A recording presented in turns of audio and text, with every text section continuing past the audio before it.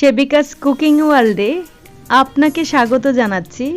তো প্রিয় দর্শক, আমার আজকের রেসিপি হচ্ছে বেগুন দিয়ে পালং শাক। এটি রান্না করাটা একদমই সহজ আর সময়টাও একদমই কম লাগে।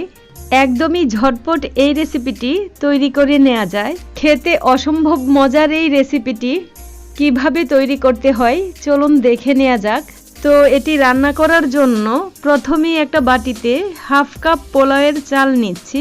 তারপর এতে নর্মাল তাপমাত্রার পানি দিয়ে কিছুক্ষণ ভিজিয়ে রাখছি। কিছুক্ষণ ভিজিয়ে রাখলে চালটা নরম হবে, এতে করে শিলপাটায় বেটে নিতে অথবা ব্লেন্ড করতে সুবিধা হবে।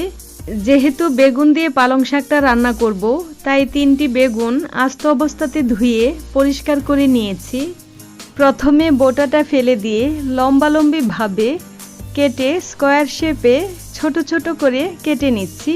একইভাবে সবগুলো বেগুন কেটে নিয়ে একটা পাত্রে উঠিয়ে রাখছি। চাইলে যে কোনো টাইপের বেগুন দিয়েই এটি করতে পারবেন। আমি এটি রান্না করার জন্য 3 আটি পালং শাক নিয়েছি। এবার একটা করে আটি নিয়ে ছোট ছোট করে কেটে নিচ্ছি। একদম মিহি করে কুচি করার কোনো প্রয়োজন নেই, কারণ পালং শাক অন্যান্য শাক থেকে একটু নরম টাইপের, কাজেই রান্না করার সময় এমনিতেই গলে যাবে। একইভাবে সবগুলো শাক কেটে নিয়ে একটা স্ট্রেনারের মধ্যে নিয়ে পরিষ্কার করে ধুয়ে নিয়েছি। চালগুলো যে ভিজিয়ে রেখেছিলাম সেগুলো পরিষ্কার করে ধুয়ে একটা ব্লেন্ডার জাগে নিয়ে নিচ্ছি, ব্লেন্ড করে পেস্ট করে নেওয়ার জন্য। ব্লেন্ড করার পর ওখান থেকে 2 টেবিল চামচ অন্য একটি বাটিতে আলাদা করে নিচ্ছি রান্নায় ব্যবহার করার জন্য। আর চালের পেস্টটা যথেষ্ট পরিমাণে ঘন, তাই সামান্য পানি দিয়ে কিছুটা পাতলা করে নিচ্ছি। এতে করে রান্নায় ব্যবহার করার পর মিক্স করতে সুবিধা হবে। চুলায় একটি প্যান বসিয়ে প্রথমে 1/4 কাপ সয়াবিন তেল দিচ্ছি। চাইলে সরিষার তেল দিয়েও করতে পারবেন। তেল গরম হলে কেটে রাখা বেগুনগুলো দিয়ে দিলাম। সাথে বেগুন ভাজার জন্য যতটুকু লবণ দরকার ততটুকু লবণ এবং 1 চা চামচ হলুদের গুঁড়া দিয়েছি। তারপর বেগুনগুলো উল্টিয়ে পাল্টিয়ে লালচে কালার করে ভেজে নেব। আমরা সাধারণত বেগুন ভাজিটা যেমন করে খাই ঠিক সেরকম করেই ভেজে নেব। তো আমার বেগুনগুলো ভাজা হয়ে যাওয়ার পর একটা পাত্রে উঠিয়ে রাখছি। একই প্যানে আবারও 1/3 কাপ সয়াবিন তেল দিয়ে দিলাম। ফোড়নের জন্য দিয়েছি হাফ চা চামচ মেথি, 3টি তেজপাতা, 4 থেকে 5টি শুকনো মরিচ কেটে দিচ্ছি। এতে করে শুকনো মরিচের ফ্লেভারটা শাকে ভালো মতো ছড়াবে। 6 থেকে 7টি কাঁচামরিচ মাথাটা ছিঁড়ে দিয়েছি। এতে করে ঝালটা যেমন শাকে ছড়াবে তেমনি টেস্টও ভালো আসবে।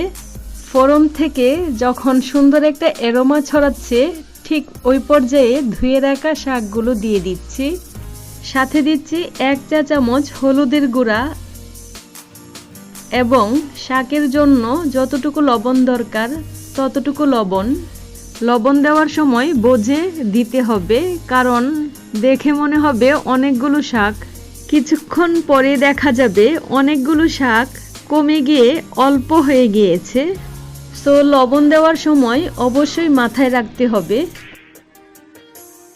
1 টেবিল চামচ আদা বাটা দিয়েছি। কিছুক্ষণ পর দেখবেন যে শাক থেকে অনেক পানি বের হয়েছে। তো বেশ কিছুক্ষণ পর জাল করতে করতে দেখবেন যে পানিটা প্রায় টেনে গিয়েছে। ওই পর্যায়ে চালের যে পেস্টটা পাতলা করে রেখেছিলাম সেটাকে একটু নেড়েচেড়ে শাকের মধ্যে দিয়ে দিলাম।